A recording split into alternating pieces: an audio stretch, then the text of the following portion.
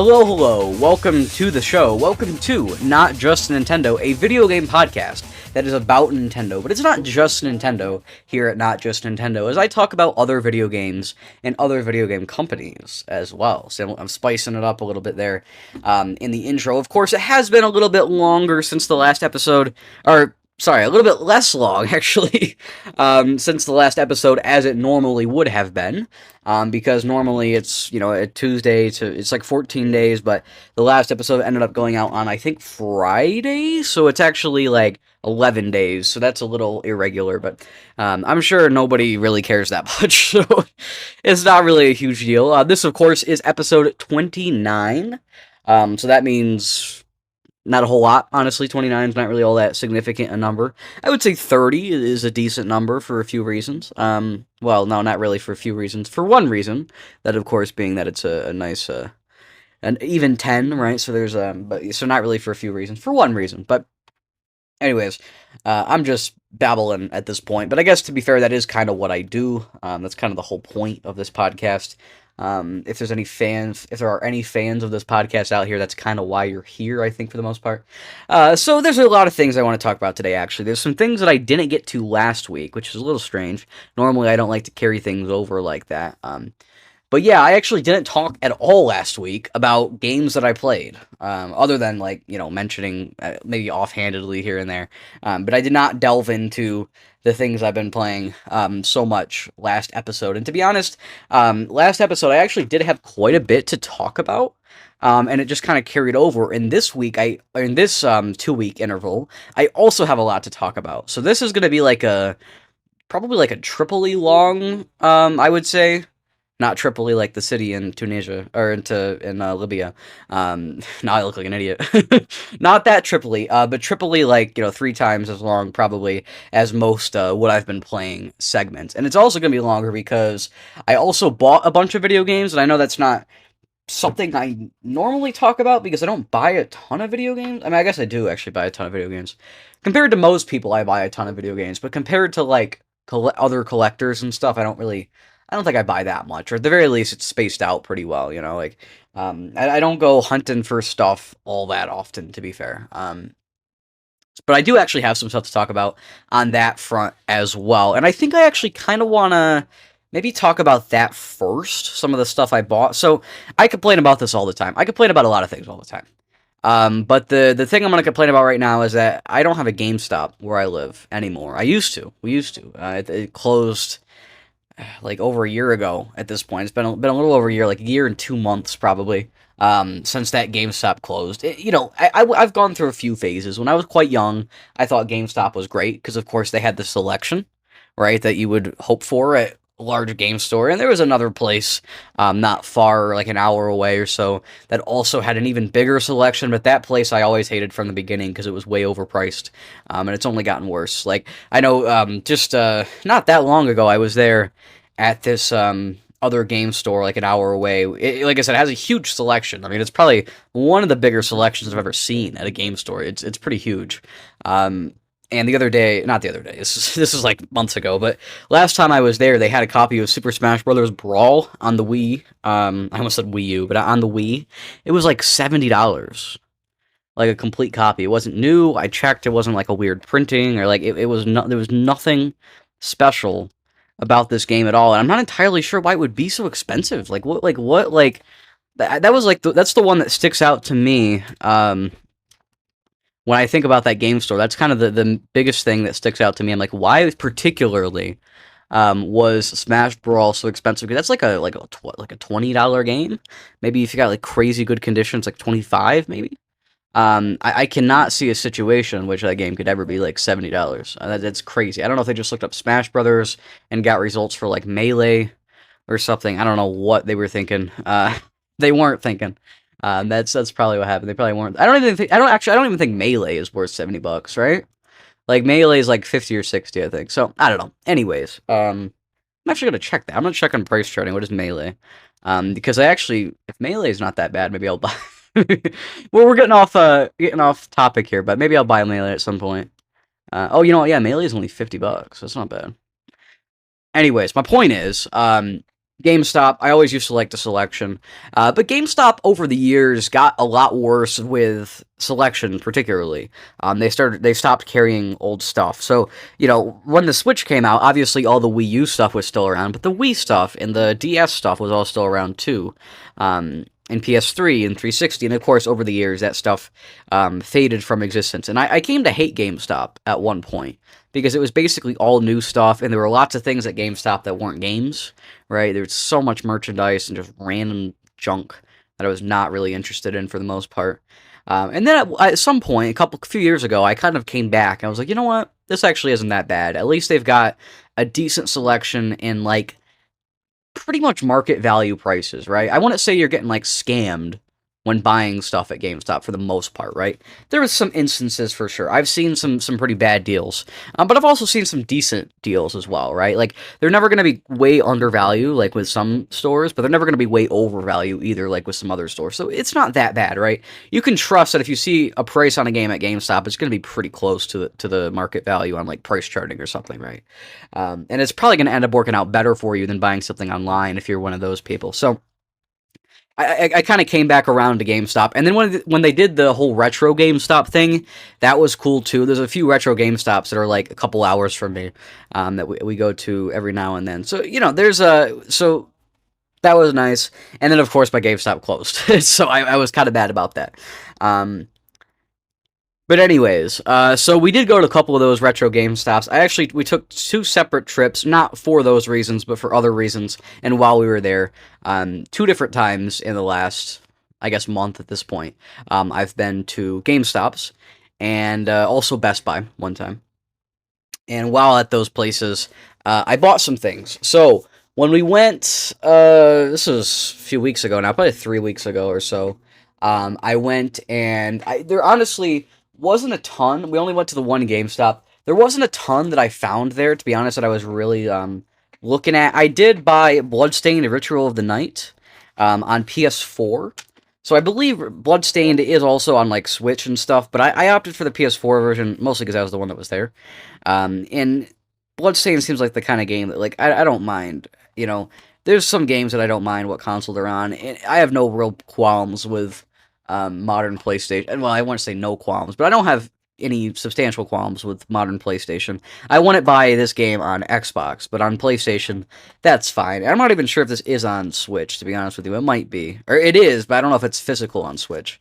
So it doesn't matter either way. It was pretty cheap. I think it was like $6 or something. And I was pretty sure that was a little bit undervalued. I think, let's see, Bloodstained.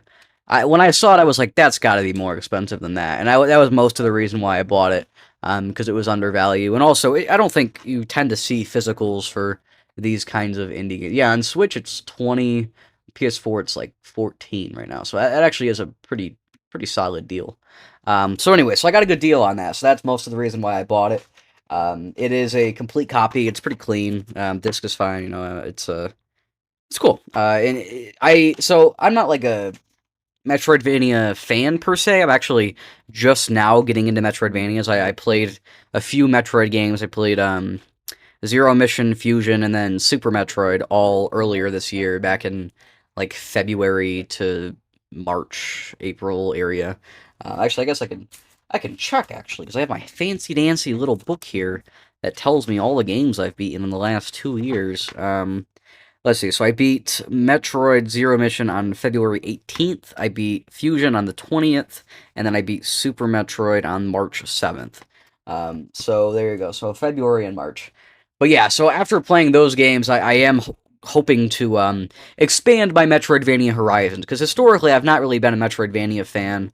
I tried Metroid a bunch of times and didn't like it, and after playing these last few, I'm finally coming around to the genre. But I do want to play all the Metroid games before I get to other Metroidvanias, and so that's kind of why I haven't gotten around to like Hollow Knight or Blasphemous or Bloodstained or Castlevania or any of that stuff. So my plan here is to play Metroid Samus Returns on 3DS, not the Game Boy version because that's stupid, but the 3DS version.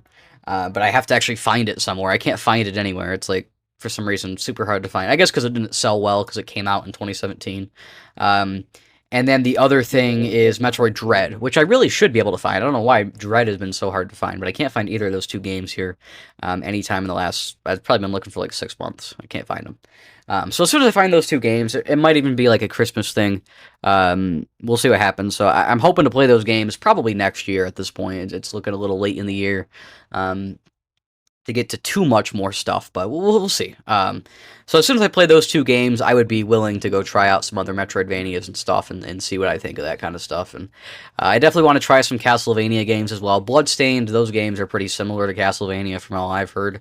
Like Symphony of the Night era, that kind of, Dawn of Sorrows, those kinds of Castlevania games. So I'm definitely excited about that. I did buy one other game at that GameStop. I bought Pokken Tournament on the Wii U.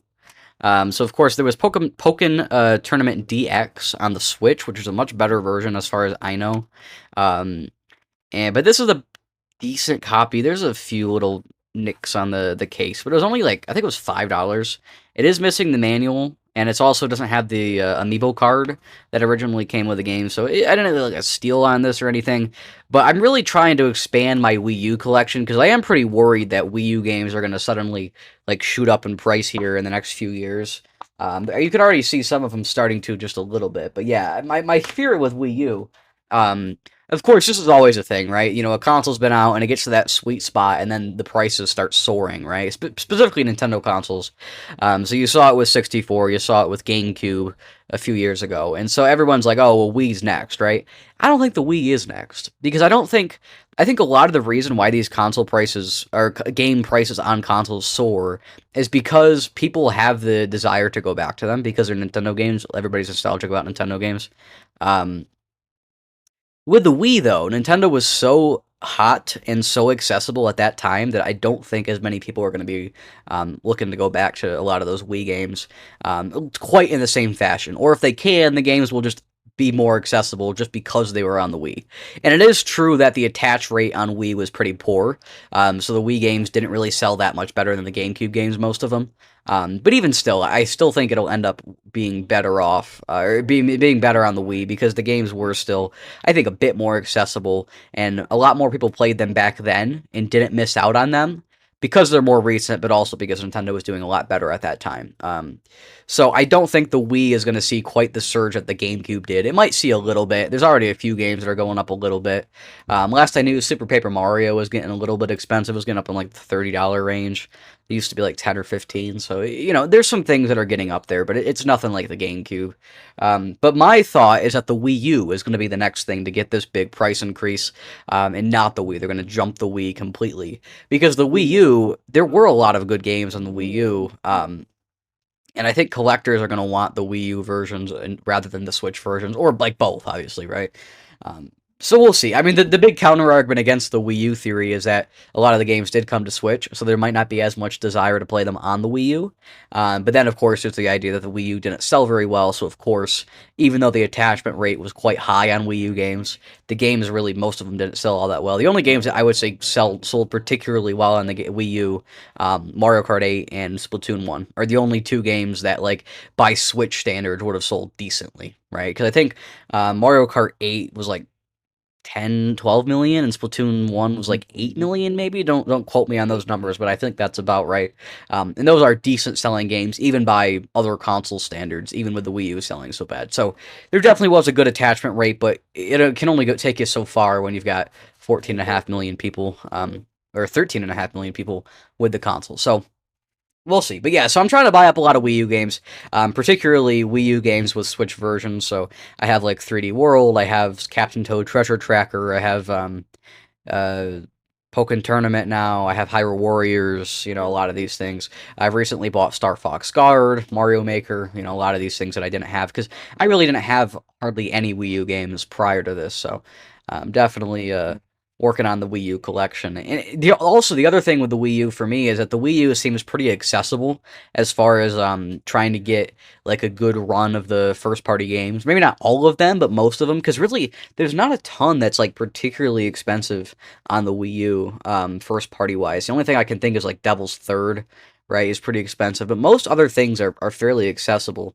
And there's also a lot fewer first-party games than on basically every other console. There might be more than on the 64, but I'm not entirely sure on that even. It's quite a small library, so it seems like a much more reasonable ask to get a bunch of Wii U games. While we were at that GameStop, I also took advantage of the GameStop Amiibo sale. So amiibos are kind of a weird thing. You know, I was talking a lot about the amiibos last show about how they were going up in price and all this, and they were too expensive and all this stuff. Well, I guess GameStop thought so too, or better yet, the people that buy games at GameStop thought so, because nobody was buying the GameStop amiibos. And so GameStop did a big sale. This was big news a couple weeks ago here, like a month ago actually at this point. It was a while ago. But this was big news that GameStop was doing a big amiibo sale. They were clearing out inventory. All of the old amiibos that got reprinted and stuff in the last couple of years, like we're talking the original Smash Wii U ones, like, 2014, 2015, 2016, all of those ones were getting clearanced out for like $6, and then all of the Switch 2 ones were going to 15. Now, I didn't buy any of the Switch 2 ones, because 15 is still a bit high for me for an amiibo. Like, 15 is what I would expect to be paying at, like, regular price when they came out, right? Like 20 max, right? The 30 and 40 is pretty ridiculous. So 15, I was like, well, that just sounds like what they should be to begin with. That does not sound like a sale price. Now, $6, that's a pretty good deal. I'll take them for $6. I'm not worried about keeping my amiibo in box for the most part. I took them all out of the box. Before this, I had quite a few amiibo, not like a ton, but I had most of the Animal Crossing figures. Of course, there's also the Animal Crossing amiibo cards. I have quite a few of those as well, but I'm not worried about getting the whole set of those. Like, who cares, right? But as far as the actual amiibo figures, before I took advantage of this sale, I did have like most of the Animal Crossing ones, and I had a few odd Mario ones and a few Smash ones. So like I had the Mario 30th anniversary, 30th? Yeah, 25th, I think, anniversary. I had I had regular Mario, I had the Luigi Smash Brothers, I had Wii Fit Trainer, Pichu, Banjo-Kazooie, I had the Mario, or Cat Mario and Cat Peach one. So I had like a few random things like that, right? Now I have like doubled my amiibo count. I'm up to like 30. And so I have quite a few more of the Smash Brothers ones now. At some point, if you want, maybe I can make a whole video talking about my amiibo collection. There's not a whole lot to say. Maybe I should get some more before I do that, but I think it would be an interesting little thing to talk about for sure. But anyways, so I have an amiibo collection now. I would say before I just had a few. I would say I definitely actually do have a collection of amiibo now, but it's not like a huge one. I'm definitely missing a lot of amiibo, and I'm not necessarily interested in getting all of the amiibo just because there's some that are so expensive. Like the cereal box is pretty expensive. Obviously, QB from Box Boy is outrageously expensive. I think there's a couple Splatoon ones that are pretty expensive as well. So some of these are pretty hard to come by for sure. But it is what it is. So I'm not too concerned about most of those. So I guess I'll talk about the other GameStop trip real quick, so we don't waste too much time here. The other GameStop trip, this one was like a week ago, maybe more than a week ago. Maybe like a week ago, maybe a week and a half ago. I went to another GameStop, and there I found Pac-Man World 2 Repack. So the game, it's a Switch 2 game, and it's only $30. So that's a pretty significant reason as to why I bought it. But yeah, it was only $30, Pac-Man World 2 Repack. I have not played Pac-Man World 1 Repack. I'm not sure if I'm gonna play World 2 Repack before I play World 1 Repack. I expected Pac-Man World Repack 1 to come over to the Switch 2, but it has not, and I'm kind of thinking at this point it might not at all, which is fine. I mean, obviously the Switch 1 version is fine. I don't see any reason for them to put it out on Switch 2 necessarily, other than just the fact that the second one's on there. And I would be totally down to play the game on Switch 1 anyway, so I'm not too concerned. It is what it is. I'll probably just end up buying the game on Switch 1 at some point. Again, it's going to be like maybe a Christmas thing or something. We'll see. So I might end up playing Pac-Man World 1 and 2 Repack next year. I'm going to say probably not this year. It's probably going to be like a next year thing. But I did buy that because it was $30, and I'm like, okay, cool. I'll add another Switch 2 game to my collection, because I definitely want to buy a lot of Switch 2 games. And of course, if they're cheap, then I'll definitely buy them, right? It's like the number one reason to buy them. I did also buy at that GameStop. I bought Suikoden. This is the Suikoden. What's the full title of it? Suikoden 1 and 2 HD Remaster, Gate Rune, and Dunan Unification Wars. So, what a title that is. This, of course, is the original, I think it's, yeah, the original two Suikoden games by Konami, and basically a, like, HD 2D remaster. Um, it's kind of like a Square Enix HD 2D style, but of course it can't use that same name.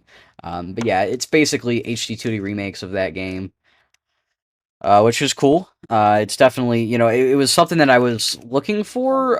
Kind of. This is the Switch 1 version, I should say. But I did a little bit of research. I don't think the Switch 1 version versus the Switch 2 version makes a whole lot of difference on Suikoden. It seems like both versions look about the same, and the Switch 2 version might run a little bit better, but it's a turn-based RPG. Like, it is what it is. I'm not too bothered. And the Switch 2 version, I can't seem to find anywhere. I do think it exists physically, but only kind of. So I'm not too concerned about that. It is what it is. So I'm happy to have the Switch 1 version. That's fine. Maybe in 10 years I'll be mad that I bought the Switch 1 version, and I'll have to go buy the Switch 2 version. If that's what happens, that's what happens, whatever. But it is what it is. I'm just going to deal with it. So I had the Switch 1 version. And then also that same day, right after that GameStop, we did stop by Best Buy, because I've been looking for Pokemon Legends Arceus, and they had it there.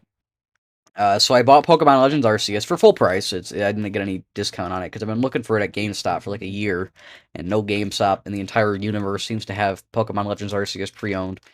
So finally, I just gave in and I bought the game for full price, even though it's 4 years old.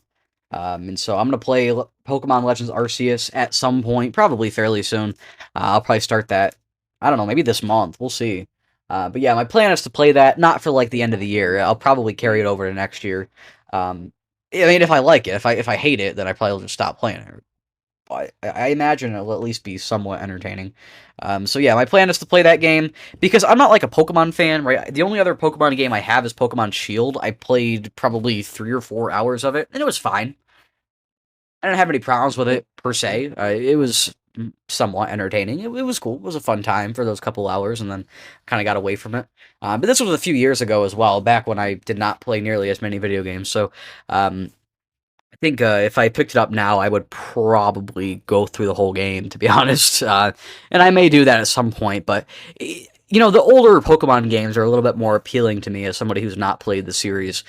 So I'm planning at some point to try to play some of the older Pokemon games. If they ever do decide to put out like some of the first couple generations remade, on Switch 2, I'll happily jump on board with those. If they ever put them on Switch Online, which I don't think they will, but if they ever do, if the Pokemon Company ever lets them do that, I'll jump on board there. Like, whatever. I mean, at this point, I would be down for a lot of those things. You know what actually would be awesome? And this seems like the kind of thing that I'm sure won't happen, but it would be kind of cool. What if the Pokemon Company put out a Pokemon Mini to celebrate the Pokemon 30th anniversary next year?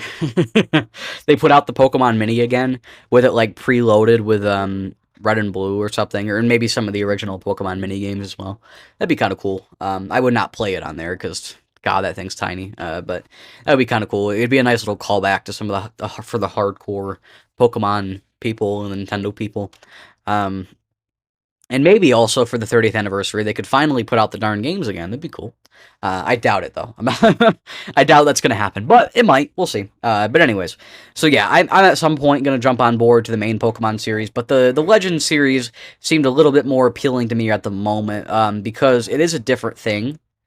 It seems like a cool concept with the whole open world thing. Open worlds don't usually suck me in, but the open world for a Pokemon game, just the fact that it's different, I think, seems kind of intriguing. And on top of that, I've heard some pretty decent things about Legends Arceus. And Legends EA is coming out, so if I love the game, and I can move right on to Legends EA sometime next year, right? So there's a lot of good reasons as to why I chose to buy Legends Arceus. So we'll see. I'll play that at some point. Yeah, I'll probably get around to that fairly soon. So we'll see. But again, it's not going to be something I'm going to rush through. It's going to be a slow-paced thing anyway. And I think that is all that I have bought in the last month or so. Oh, you know what? It's not. It's not all I've bought. I just remembered. I will try to be quick here. So, Whatnot. Has anybody ever heard of Whatnot? Um, Whatnot is an interesting little app. I heard about it from my dad. He has a business. He sells rock-related things at events and stuff. Rocks and crystals and stuff, and it's a whole thing. We don't need to get into that. But anyways, he buys some of his inventory off of Whatnot. And when I heard about Whatnot, I was like, because I had heard about Whatnot years ago, and I was like, I should actually check that out. I wonder if there's anything cool video game wise. So I downloaded Whatnot. I got the referral through his link, and we both got $20. It's like a random chance. You can get anywhere from like 10 to 200 or something. We got 20. And I spent my $20 on a few different video game things. So I'll just talk about the stuff that has showed up so far. I had 3 Atari games show up, those being Video Pinball, which I do have already. I already have Video Pinball, but the version of Video Pinball I have is the one with just the blank black label and the text. This is the one with the art, which isn't like a huge deal. I'm not necessarily concerned about getting both versions.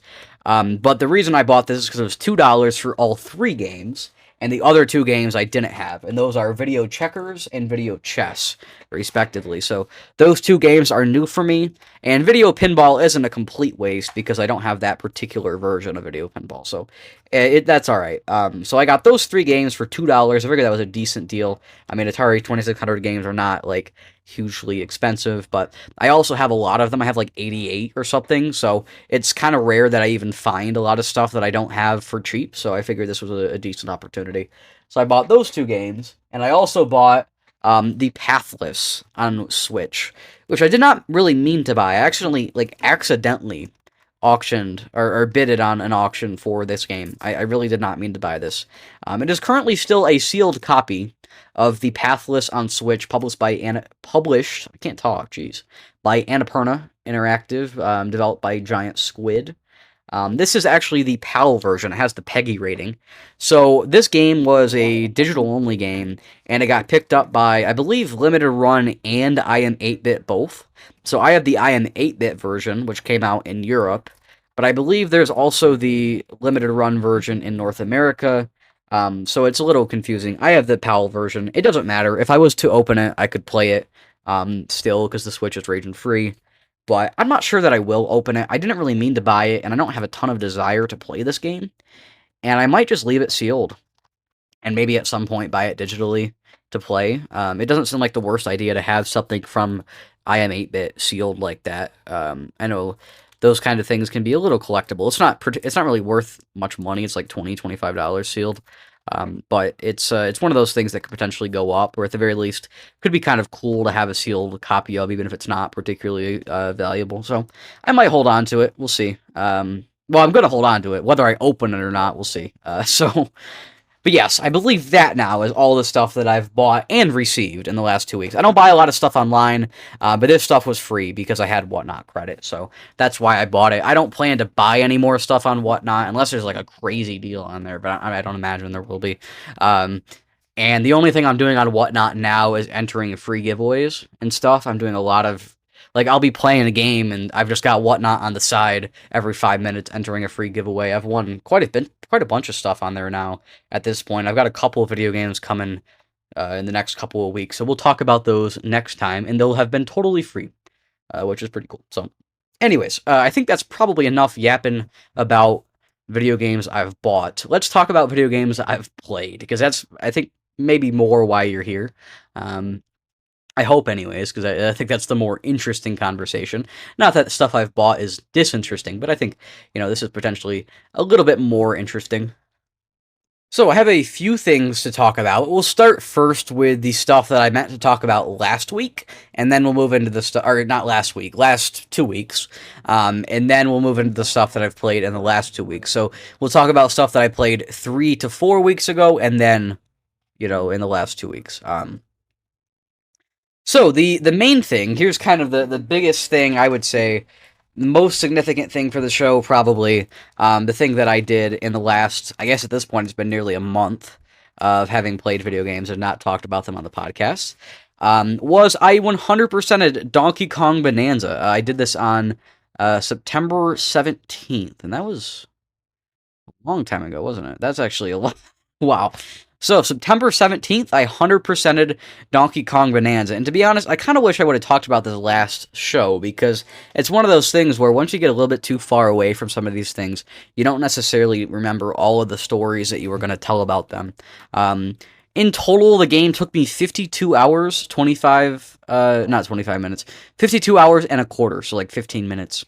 Roughly, obviously, this is just based on me with the stopwatch. So a little over 52 hours I spent on this to 100% it.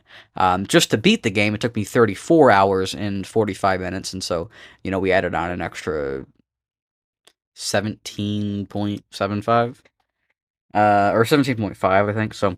Anyways, we added on quite a bit more, but we basically half again the amount of time to finish up with 100%ing. So, in total, the post-game stuff for me was about a third of my total runtime. And of course, I did not, while I played the game, collect every single banana before I beat the game. I went back at the end and got some stuff. So, when I initially played through the game, I got most fossils and most bananas in the areas. In each area, and then later on, after I beat the game, I went back and cleaned up. So some areas needed a little bit more cleanup than others. The groove layer, I had to do a lot of stuff still. I don't remember all of them specifically, but there were some layers that I'd go to and I'd be done in like 15, 20 minutes. And there were others that I spent multiple hours finishing up 100%ing on, either because they were larger or because I did less while I was there. Either way, there were lots of things. And then, of course, after I collected all of the bananas and all of the fossils, I still had to go and spend the fossils. I did not realize while I was gathering fossils that I was actually going to have to spend the fossils in order to get an extra banana in the groove layer. So PSA, if you're trying to 100% Bonanza, spend the fossils at each shop while you collect them, so you don't have to go back at the end of the game and go to each area and spend all your fossils, because that's kind of annoying. So there's that. I also had to do all 5 Bonanza rehearsals. So if you don't know, or is it 5? I think it's 5. Yeah, I think there's 5 Bonanza rehearsals. So there's the 4 for each of the 4 Bonanza abilities. The Kong Bonanza, should I spoil stuff? I don't know. There's a few different Bonanza abilities. Each of them have their own rehearsal. I'm not going to spoil stuff. So, the first Bonanza ability, for those who have played the game, you'll know which one I'm talking about. I don't really remember the rehearsal for the first one all that well. I think it was mostly combat-focused. Basically, we were defeating a lot of those guys that were, like, circle-shaped, that were made out of concrete. The second Bonanza power-up, it depends on what order you did them in. If you did 1, then you had to do a lot of running on platforms, and so it was basically like a timed challenge. The other one was all about gliding, and you had to go through different wind gusts and stuff. And then there were the last 2 Bonanzas. There's the one where you had to do... The one that I actually struggle a little bit with... I don't know, I feel like I'm spoiling stuff, so I'm going to stop. But the Bonanza rehearsals, I guess my point is, the Bonanza rehearsals were... interesting little after-the-game challenges, post-game challenges, but I don't think the Bonanza rehearsals were particularly challenging. There was only one that I had any real struggle with, and that was the second to last... It was a Snake Bonanza. I don't know if that's spoiling anything. It's the Snake Bonanza. I struggled a little bit with one particular section. You might know what I'm talking about if you've done the Bonanza rehearsals yourself. There was one little section that I found a little tricky. Not that I didn't know what I was doing, not that I was struggling with combat, but it was just executing the puzzle, which I found difficult, which was a little annoying, to be honest. But most of the time, the Bonanza rehearsals and stuff were not particularly challenging. There was also a final challenge at the end. You had to use all of the Bonanzas for one of the challenges, and that was pretty easy as well. So, just in general, the game was very easy to beat into 100% as well. It was a little time-consuming to 100%. And that's totally fine. I'm cool with that. It was a great game. I loved my time with it. I'm very happy about Bonanza. I did initially say after I beat it that it's my second favorite game of all time. I think I'm going to backpedal a little bit and say that it might be third. I'm going to go with third right now. We'll see. Maybe at some point it'll fall down a little further, but for right now, I would say it's probably my third favorite, because I do actually think Sunshine is a little bit more fun most of the time than particularly Pachinko Machine looking at you. But I think Sunshine is a little bit more fun most of the time, but Bonanza, incredible game. It's definitely gonna be my game of the year. So spoiler alert for my my list that I'm gonna do at the end of the year. Just so you know, I am gonna do an end of the year list again this year.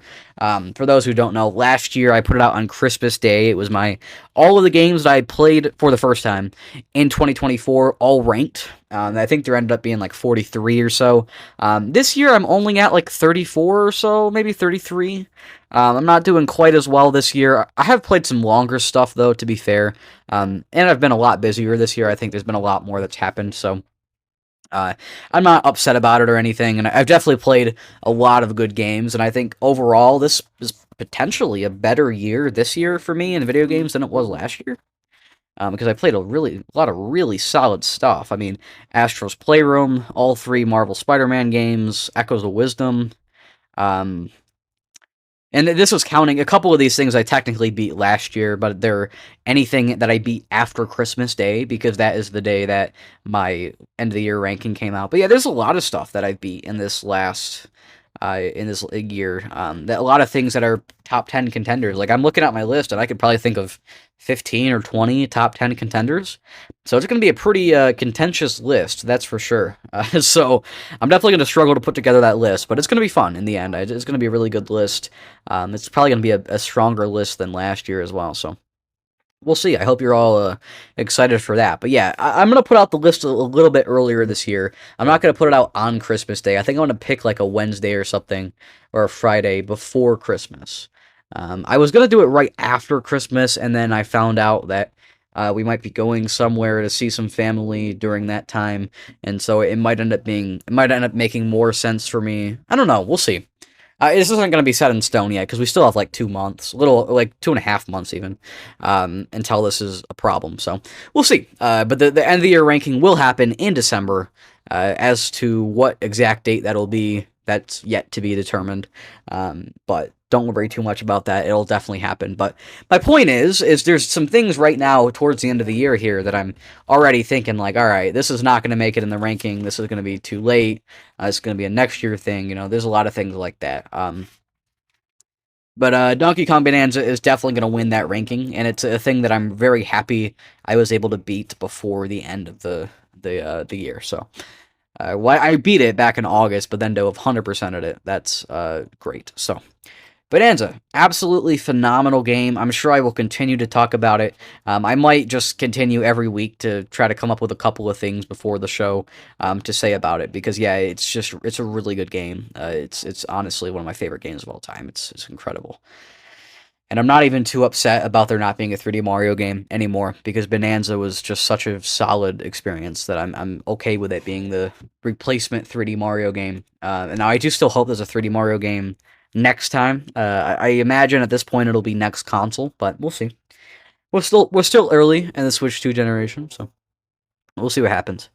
Alright, so other thing I wanted to talk about, I did play a little bit more Kirby and the Forgotten Land. I talked a lot about Kirby and the Forgotten Land, I think 2 shows ago at this point, because last show I basically just talked about the Nintendo Direct in news. So 2 shows ago I talked a lot about Kirby and the Forgotten Land. At that point it was pretty new, the Switch 2 version anyway, not the full game, but the Switch 2 version was pretty new. And I've got to say, I've failed you. I still have not played any of the Switch 2 exclusive content for the game, so I still don't have anything too hot to say about it. But I do have a few more opinions on it. A few. Why did I say it like that? I have a few more opinions on it. I did finally beat the game. So last time I talked about how I was very close to beating the game, but I hadn't quite.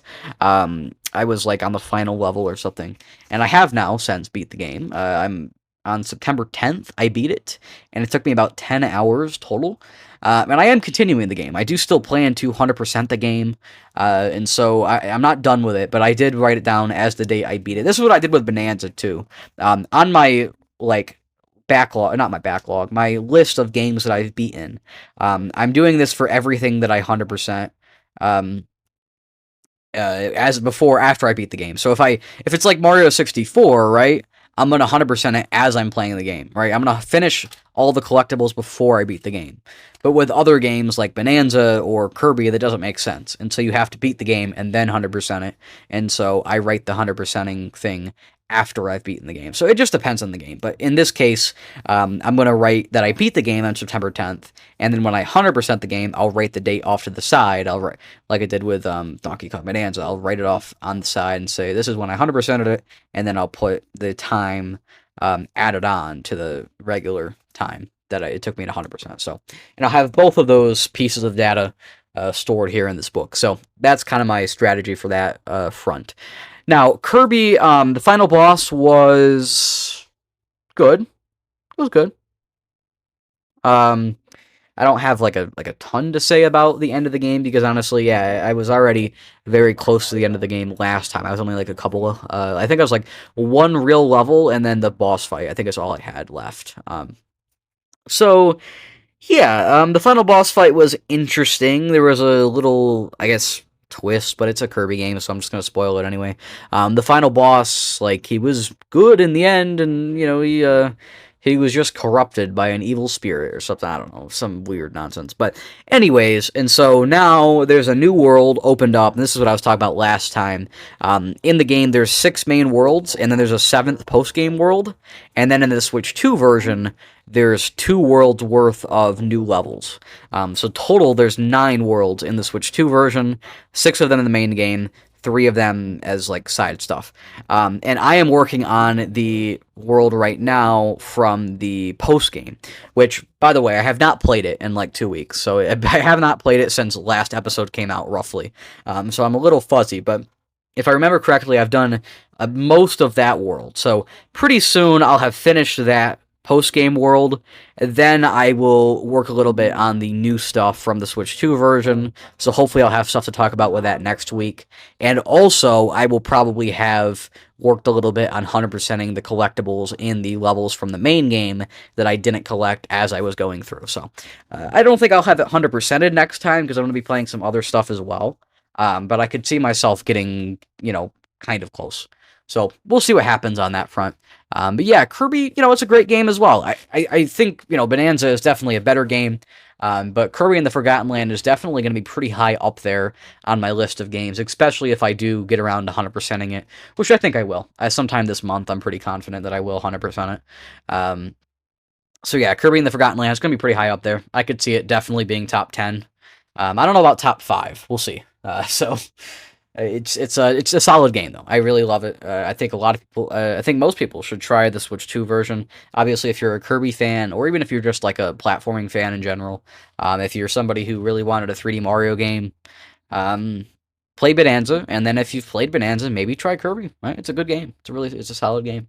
It's a very different game to like Odyssey, right? But I think it's more similar to like 3D World or 3D Land or even Galaxy, like that slightly more linear, more platforming challenge based. Not that it's particularly challenging, obviously, but it's more like it almost feels like 2D levels transplanted into a 3D setting, which is exactly the way 3D World feels, and it's exactly the way that you would expect Kirby to feel, this being his first 3D game. So yeah, it's a great controlling game. It's a great looking game. It has good vibes. You know, a lot of great things about it.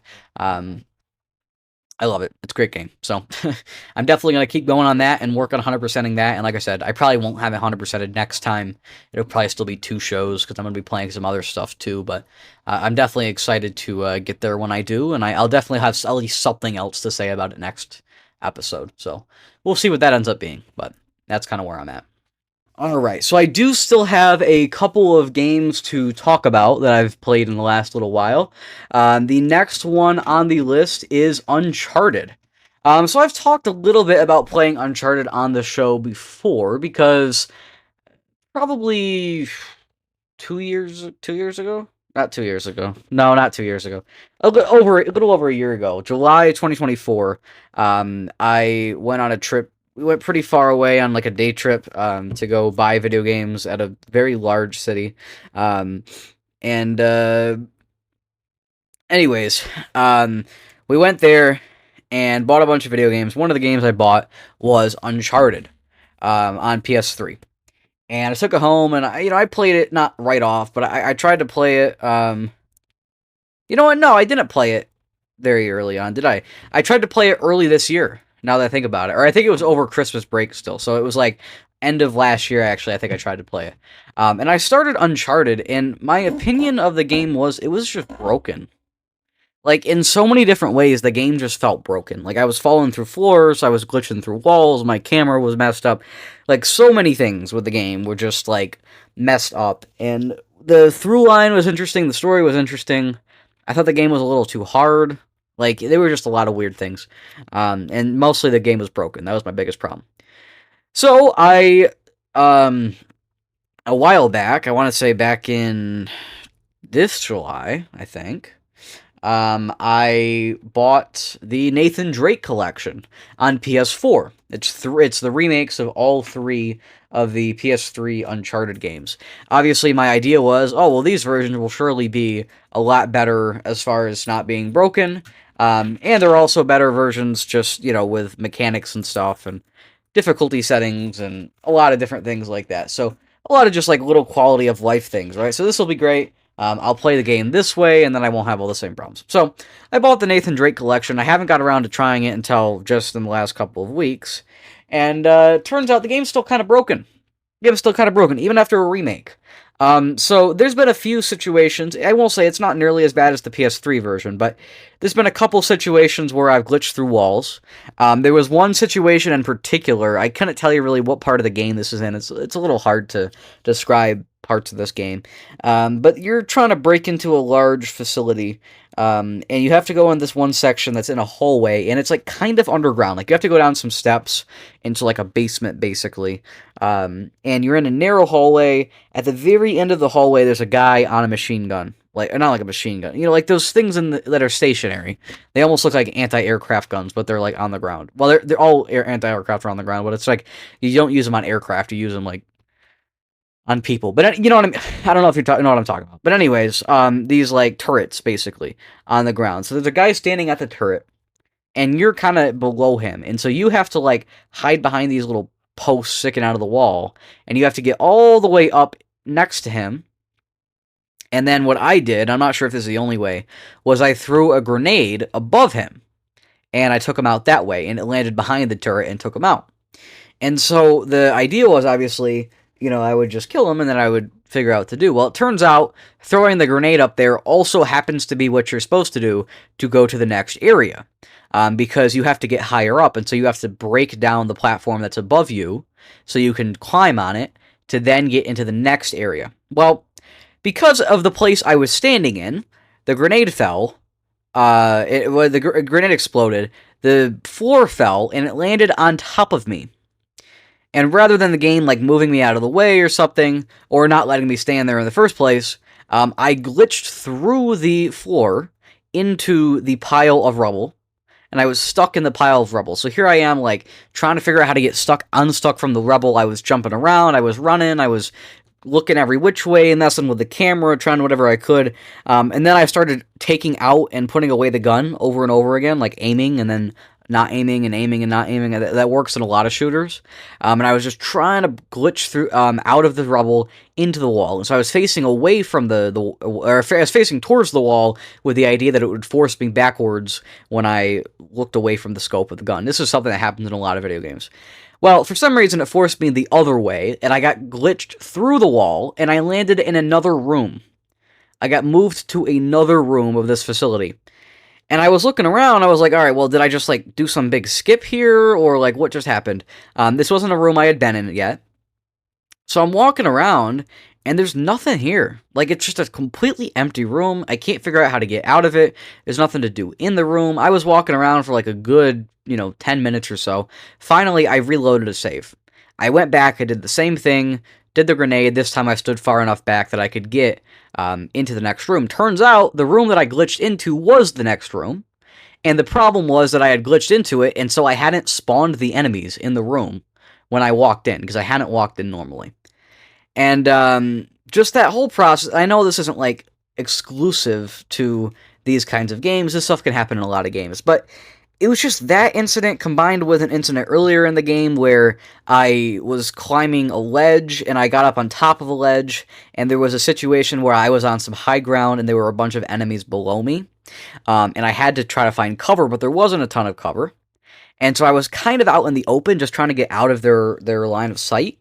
And what would happen is, like, I would aim towards them, but then as soon as I stopped aiming, the camera would zip back out and go back to the ledge I was climbing before. And so I couldn't see my character when I was not, like, in the scope of the gun. So I had to, like, literally stay in the scope of the gun. I was, like, turning, like, super slowly while the enemies were shooting at me. They're just, like, so many little things like that.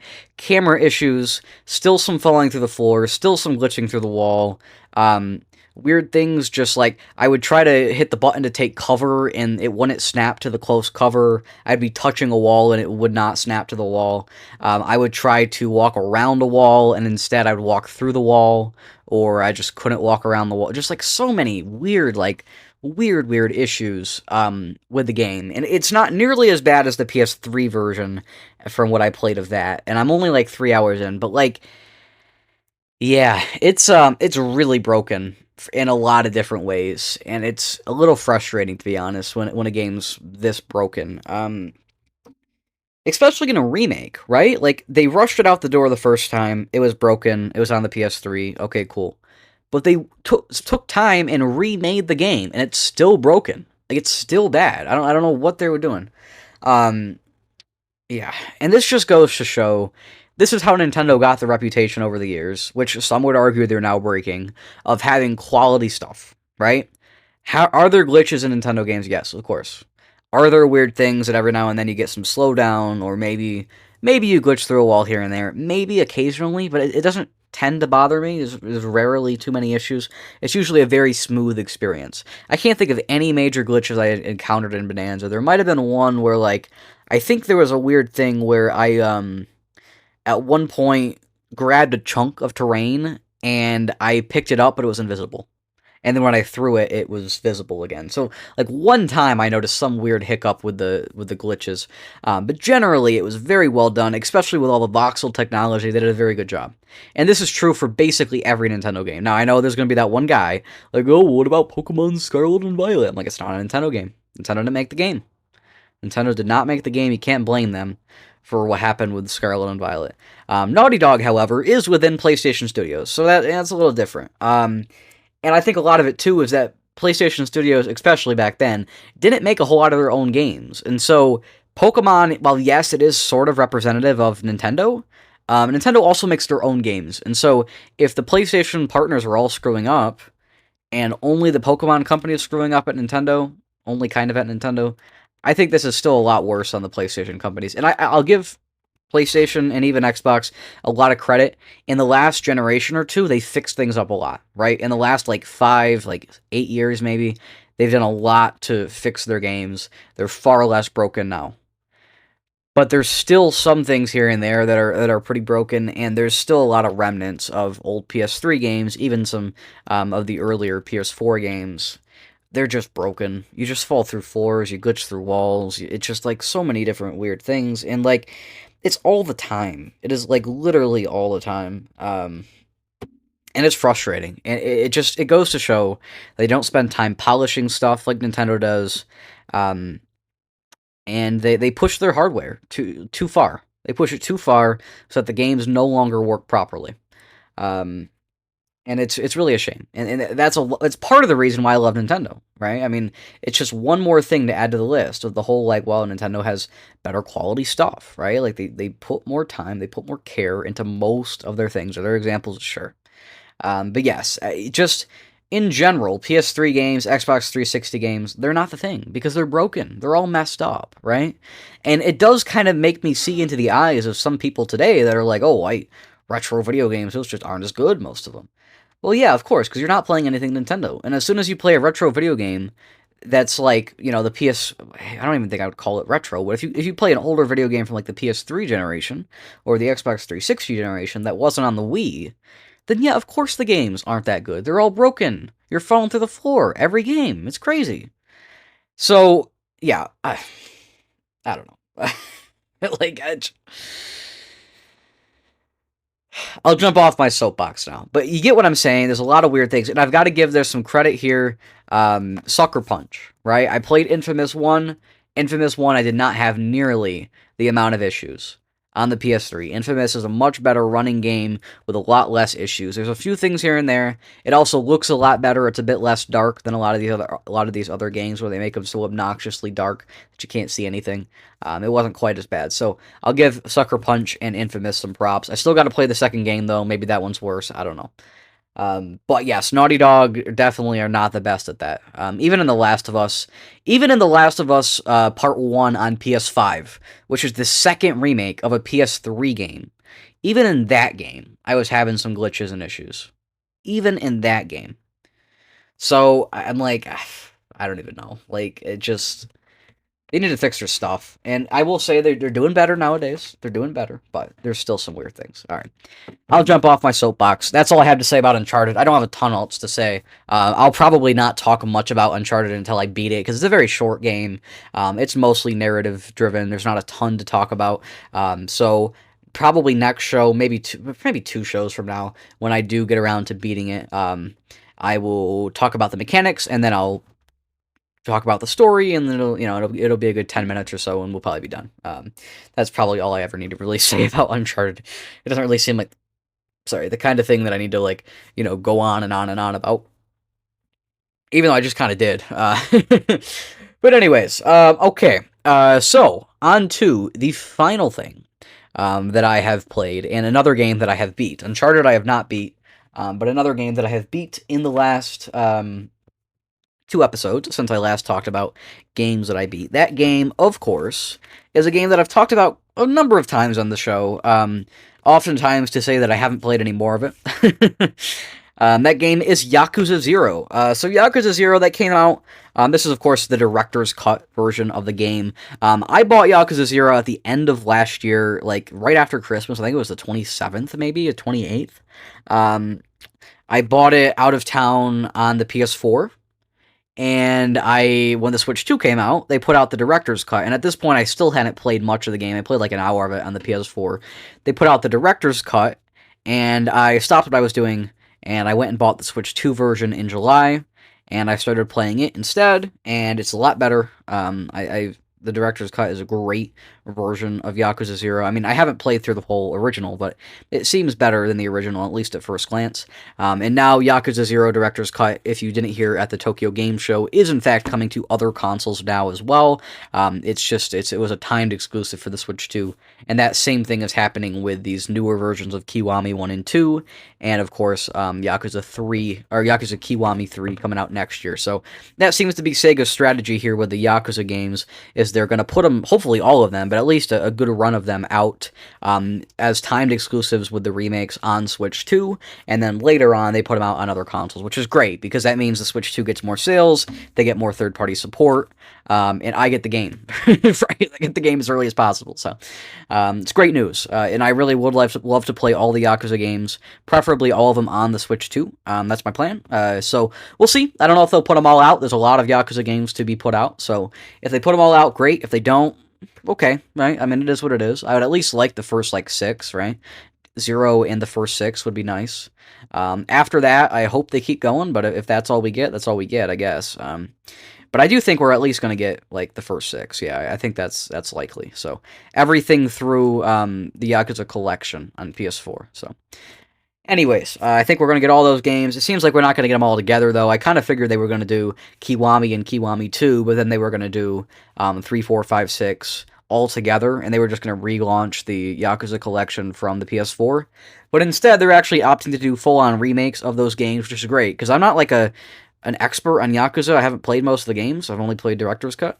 But I have heard that Yakuza 3, the original, has a lot of weird problems and stuff, mostly due to its age, and that it needs a remake really badly. And so, this getting a remake next year, I think in February that's coming out, that's definitely going to do wonders for the game, I would think. So, that's going to be really exciting. I'm really happy about that. Obviously, Kiwami 1 and Kiwami 2 are the next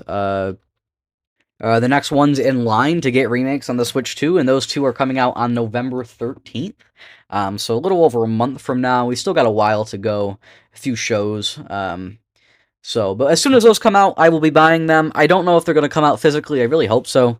But even if they don't, I'll probably still buy them anyway. Uh, so, yeah, I'm very excited to... you know what? It does look like they are going to come out. Or at least Kiwami 2 is going to come out. Because GameStop has it listed here as a physical. Let me just real quickly, I really want to know the answer to this. Sorry about this, guys. So, Yakuza Kiwami, yeah, it does look like they're going to come out both physically. It looks like they're going to be $35 a pop. That's not too bad. It's only $70 for the two of them. That's not bad. I know a lot of people are probably going to be mad about it, but I don't think that's a bad price at all, so... Okay, cool. So yeah, so Kiwami and Kiwami 2, both gonna get physical releases. Those are coming out in November. Hopefully I can find them at Walmart. We'll see what happens. I wouldn't be surprised if Kiwami and Kiwami 2 got like a bundle on Switch 2. So they're $70. Maybe they put out the two of them for $60. I imagine it'll be a digital-only bundle if that does happen, so we'll see what happens. I'll probably buy the games separately physically unless they come out together physically, in which case I might. We'll see. Depends on what I find, because Walmart usually has pretty limited supply of these things, and I don't have a GameStop anymore, so... but yes, so Yakuza 0, I guess I can talk a little bit about the game. It's another one that I'm probably going to make a whole video on at some point, and I also don't really want to spoil, so I'll just talk more on the mechanic side of things. I've already talked a lot about Yakuza in the past, Yakuza 0, but basically you follow the main character of the entire Yakuza series, Kiryu, and also a recurring character in some of the other games, Majima, and you play as those two, and there's 17 chapters in the game. Every group of chapters, except for the final chapter, 17, you play in groups of 2. So you'll play like 2 chapters with Kiryu, and then 2 with Majima, and so on, through chapter 16, and then in chapter 17, they combine. You play as a little bit with both. So that's the general way things go in Yakuza 0, and I would say both characters were very interesting. Both stories were very compelling. I enjoyed playing as both characters. Both, I think, had good fighting styles. That is a really cool thing in Yakuza 0. I don't know if this is the case with all the games.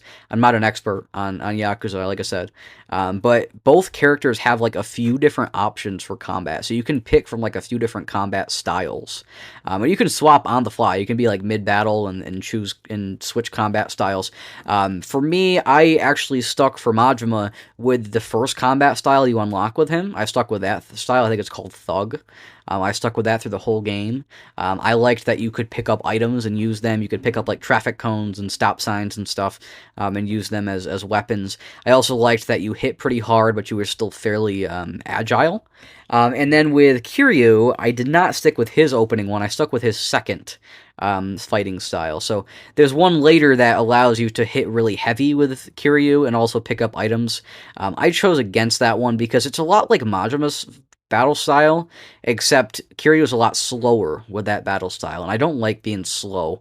I like to kind of get out of the way and stuff. So yeah, Kiryu's first battle style is pretty good, but I opted for his second one, which is more about evasion and agility, and you don't really hit very hard, to be fair, which is sometimes a problem, but you can usually have a lot of opportunity to dodge and to evade, and it's a bit easier to do so for the most part. So that's what I went with for Kiryu, and I pretty much stuck with those combat styles the whole game. I didn't really experiment much.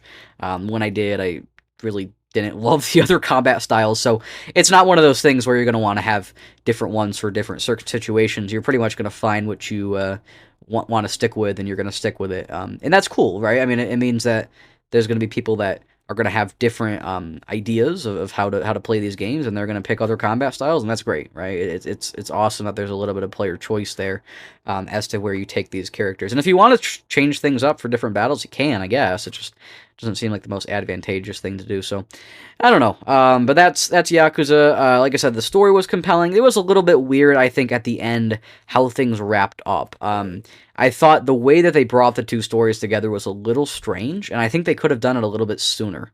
Like, I'm hearing, like, chapter 13, 14, I'm like, alright, surely Kiryu and Majima are gonna meet. But Kiryu and Majima never met until the post-credit scene. They did not meet in the main game. Like, they knew about each other, not until the last chapter. Majima knew about Kiryu a little bit earlier, but Kiryu didn't know about Majima until the very last chapter of the game, which is kind of crazy.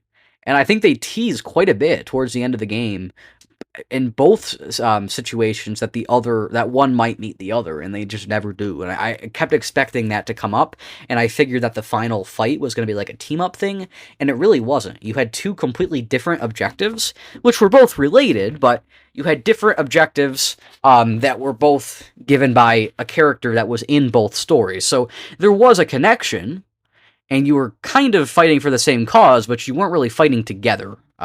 So that's a little strange. It worked out in a really strange way. But yeah, I loved the story. I loved the Yakuza is a game that feels like it both doesn't take itself too seriously, but it also has serious themes and a serious story. You know, like, it doesn't take itself too seriously, but it also is serious, right? So you can appreciate the depth of the story, but it also has humor, and it has pomp, and it has what else? Video gaminess. What am I trying? What's the word I'm trying to think of? Zaniness. It has zaniness. It's a very zany game. It's very strange. There's a lot of weird Japanese culture stuff in there. Sometimes it's a little off-putting at times, but you know, generally speaking, you can avoid a lot of weird stuff. there's a lot of weird stuff to avoid in that game. It definitely earned its label of being a mature game. So yeah, but you know, but if you can avoid all that kind of stuff, it's a great game. It's zany. It's funny. It has good humor. It's entertaining. Has a good story. You know, and I'm very excited to play the entire series. I loved the combat as well. The combat was a little hard, to be honest. I did not find it particularly easy on the boss fights, especially there at the end. There were, like, some of the final boss fights, most of the final boss fights, actually, except for the final two, interestingly enough. Most of the later boss fights in the game, I did actually have to switch to easy mode. Basically, once you lose twice on a boss fight, it asks you if you want to switch to easy mode temporarily, and if it ever asks me that, I say yes, because it doesn't really bother me. Like, I don't. This isn't a game that I need to be challenging. You know what I mean? Like, it's one of those things where I don't feel like I get, like, reward for having beat a really difficult boss, and that's not a bad thing. It's just not one of those things where I'm like, oh wow, I finally made my way through a hard boss. It's more of just oh, okay, cool. It's about the spectacle. It's about the story, and you know, to a lesser degree, it's also about just having fun with the controls and how things feel. I don't want to be too stressed out. I don't want to be like, you know... Now, to be fair, it is nice to be focused and locked in, and to be fair, even on easy mode, right? Like, I do have to kind of focus. Now, to be fair, I'm not really in any fear of losing with the easy mode, but I do still try to focus in. And honestly, when I switch to easy mode, things do get very easy, because I'm still focused, right? It's just now it's easier, and so oftentimes with those boss fights, I'll, like, kill them without taking any damage once I switch to easy mode. But then when I'm on hard mode, I'm dying. So, you know, it's hard to kind of make that judgment as to what you should do. If you play this whole game through on easy mode, I do not judge you at all. If you play the whole game on hard mode and you judge me for playing it on easy mode, I also understand, right? I can totally understand both sides of the coin here. But yeah, that's just personally what I chose to do, and I love the combat system, but also in the newer games, I've heard in the last couple, they've switched to like a turn-based RPG combat system, and that also seems interesting. So I'm definitely curious to get to those later games too, and I'm curious to play all of the older games. So I just want to play the whole series, really, including the spin-offs, kind of, or the like offshoots and stuff. So yeah, I definitely want to play the whole series. I'm definitely curious too, and I'm sure I probably will at some point. Hopefully they put them all out on Switch too, and I can do it there. But if not, I guess I'll just have to play them elsewhere at some point. So, but I'm gonna guess that they're at least gonna put out quite a few more on the Switch too. Like I would imagine we'd at least get another 4 or 5 games unannounced. So that's the plan. We at least know about Yakuza Kiwami 1, 2, and 3. And I don't really know. I'm actually going to check right now because I'm kind of curious. So Yakuza 0. Let me just actually check my book here. I beat Yakuza 0 recently, October 5th, so yesterday when I'm recording this, in about 31 hours, 31 and a half hours, actually. And on how long to beat, it also says 31 and a half hours. Oh, you know what, actually, Director's Cut says 28 and a half, so I guess actually Director's Cut should have been a little faster. So I actually beat the game a little bit slower than I should have, but not much. It wasn't significant. I did do a lot of extra side quests and stuff, to be fair. I got nowhere near 100%ing, but I did do quite a few extra side quests. And now I'm curious, Yakuza Kiwami, is this like a similarly long game? No, it's only 18 hours, and Kiwami is only 18 and a half. So basically, Kiwami and Kiwami 2 together aren't that much longer than Yakuza 0. So when these games come out on the Switch 2, I'm definitely at least will be able to beat Kiwami 1 for the end of year ranking. I might honestly be able to beat both Kiwami 1 and Kiwami 2 for the end of year ranking. That would be nice if I could, because those are definitely all games that would rank pretty highly, I'm assuming. Yakuza 0 is probably going to be my top 10, like as a lock. So as far as how far it gets up on there, I don't know.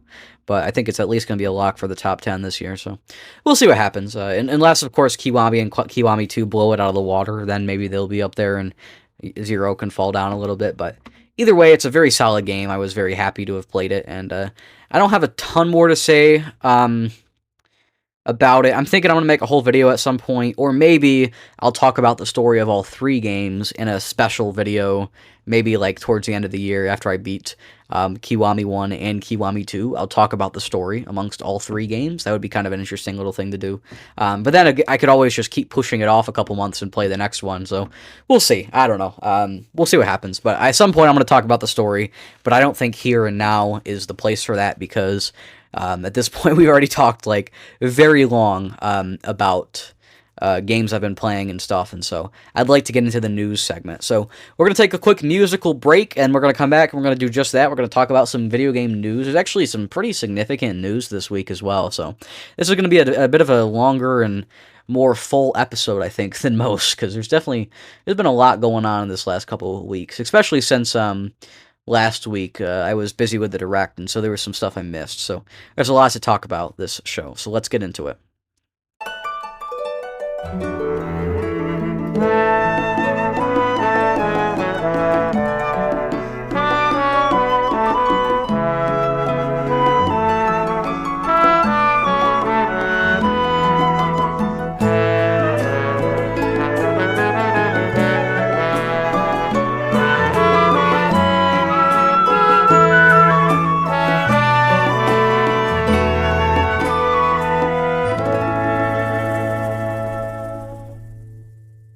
Alright, so welcome back everyone. Let's talk about some news from the last week. A lot of the news this week is going to be focused on Microsoft again. I know I like to complain about Xbox, but that's just kind of how the way things go. But the Xbox, so we've talked a bit, there's been a few leaks at this point about the potential of not having a new Xbox console come 2027. There's been a lot of people talking for a while now that there's a possibility, including that one person who left the company and claimed that there might not be another Xbox, that they might be done making first-party hardware. Of course, the headset they did as a partnership with Oculus and the Asus ROG Xbox Ally X are, of course, both potential evidence of that, right? Because they're licensing out companies to make hardware for them rather than making the hardware themselves. So there's a lot of evidence that this could in fact be happening.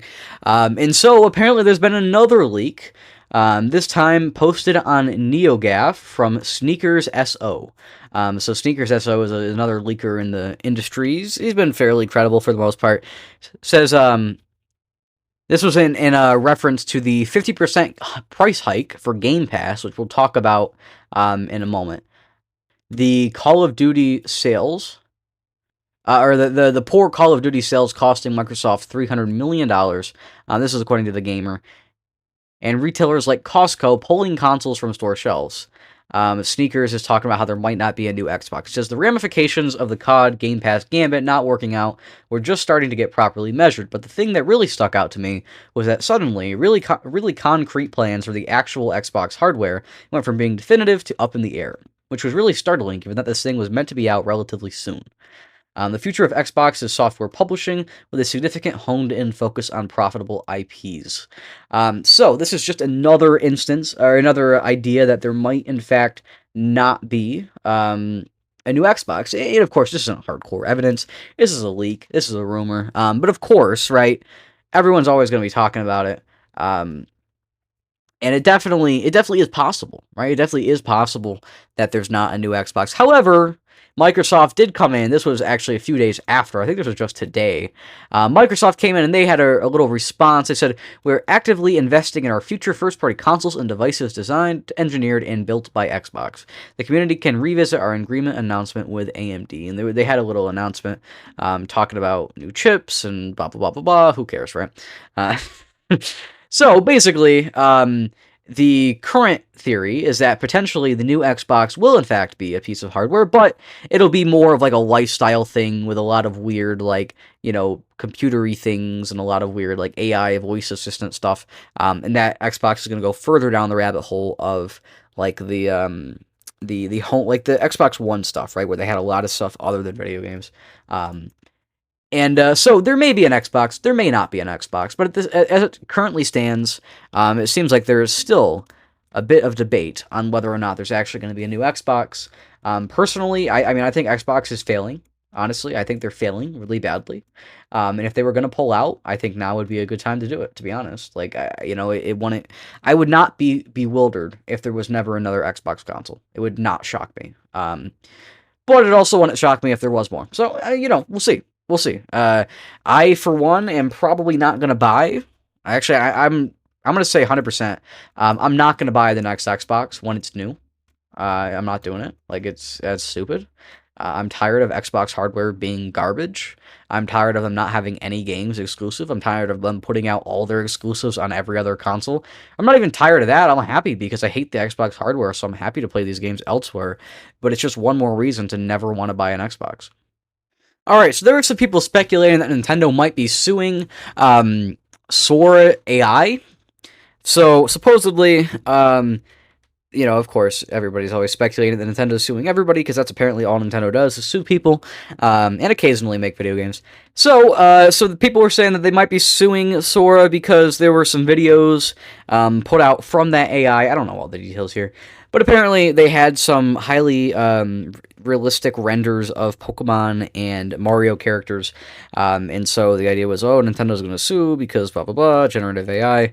Nintendo had a little statement. It says, contrary to the recent discussions on the internet, Nintendo has not had any contact with the Japanese government about generative AI. Whether generative AI is involved or not, we will continue to take necessary actions against infringement of our intellectual property rights. So yeah, they're not suing generative AI as a idea. Of course, it's not to say that they might not ever possibly sue a generative AI company, right? So that's the thing. A lot of people are taking stuff at face value. Nintendo. There were some rumors.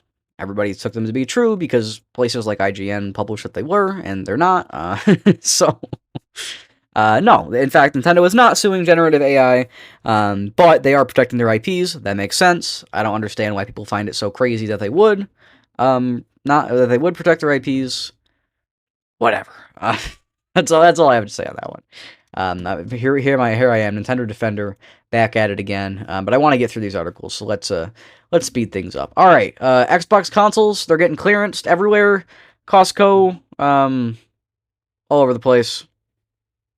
Sam's Club's also doing it. A lot of places. Crazy clearance prices on Xbox. They're selling them out. They're taking them off the shelves.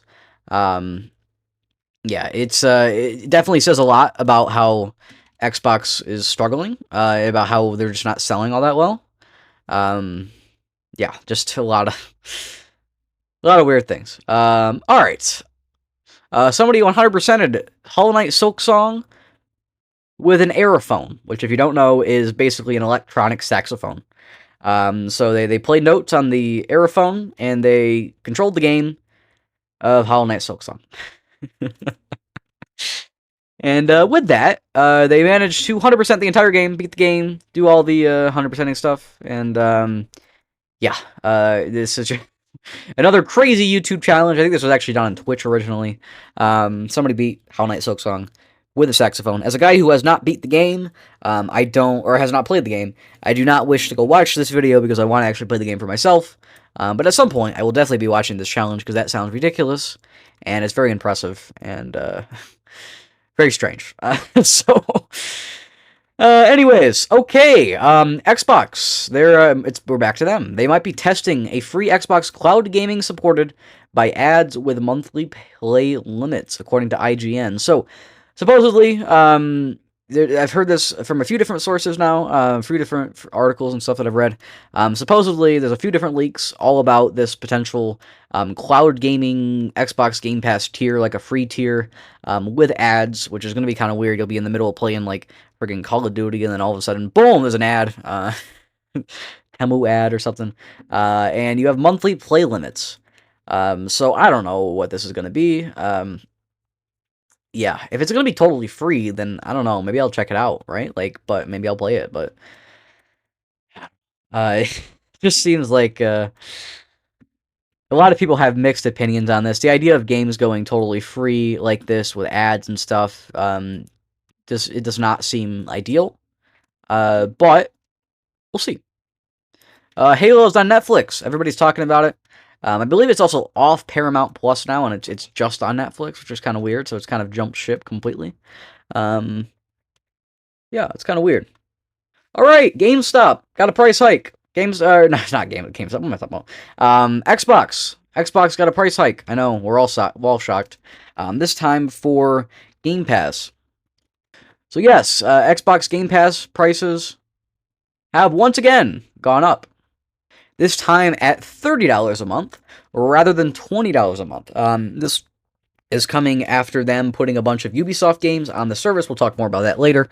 However, GameStop, they're doing a ballsy move. They're supposedly keeping the price of GameStop Game Pass Ultimate at their locations on the physical cards and stuff at $20. They are not increasing the prices.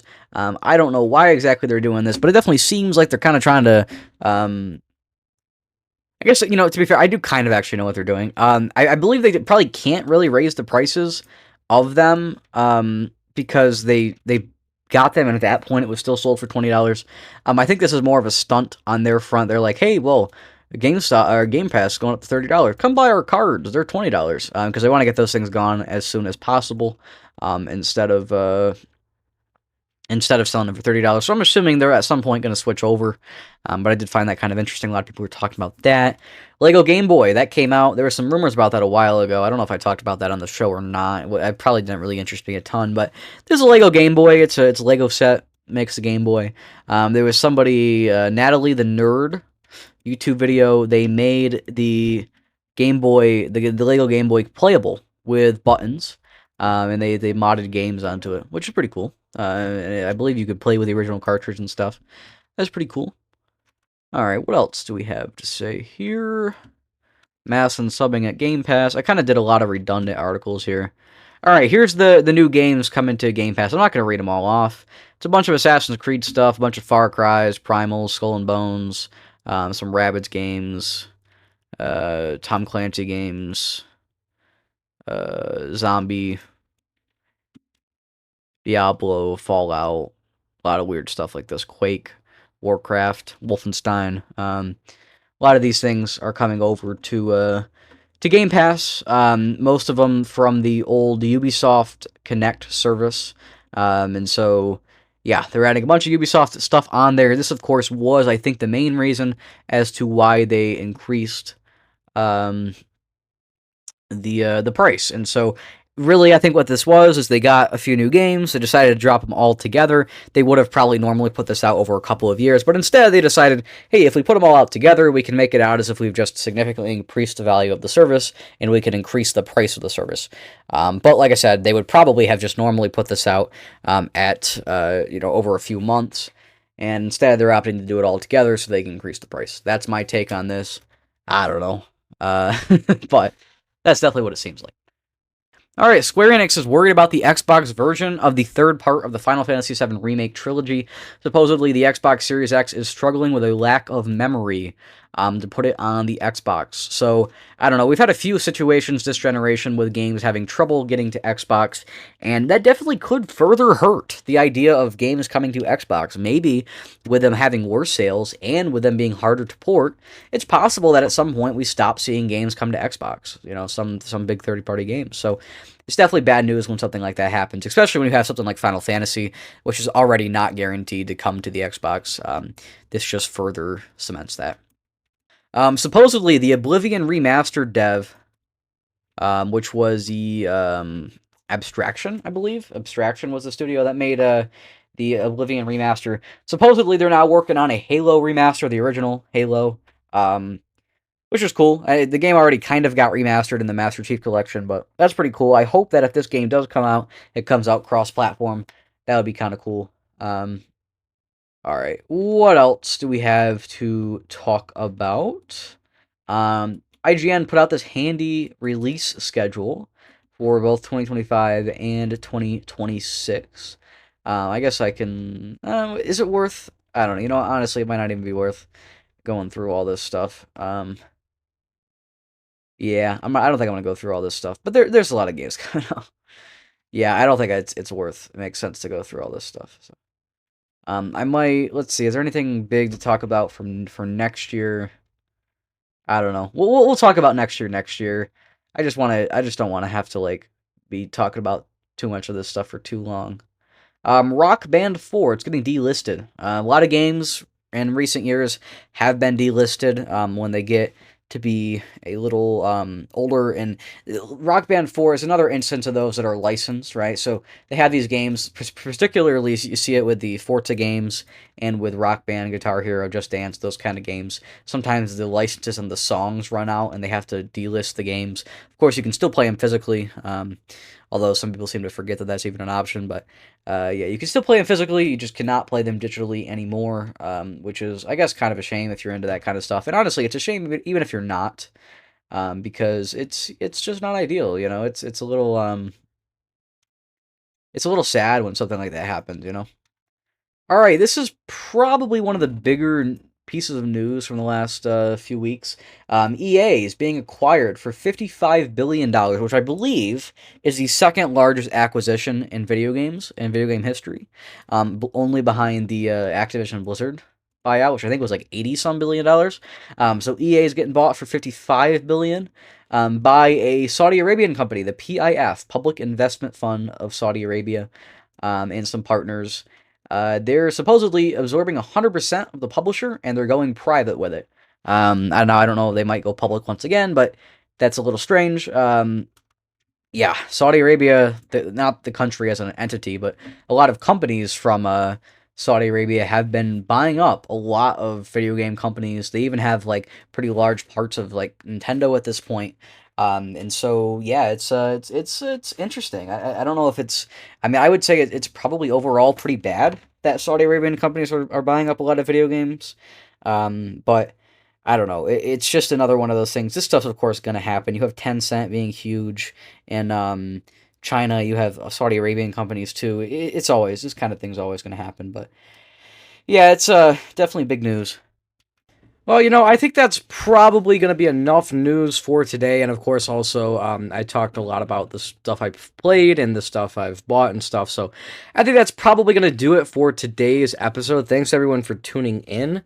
The next episode will be on the 21st, if all goes according to plan, and that'll be the last episode, put out during the marching band season, because marching band's all done on the 26th, I think. So we're almost done with marching band, and as soon as marching band's done, not that I'm wishing for Marching Men to be done. It is fun, but it's also time consuming.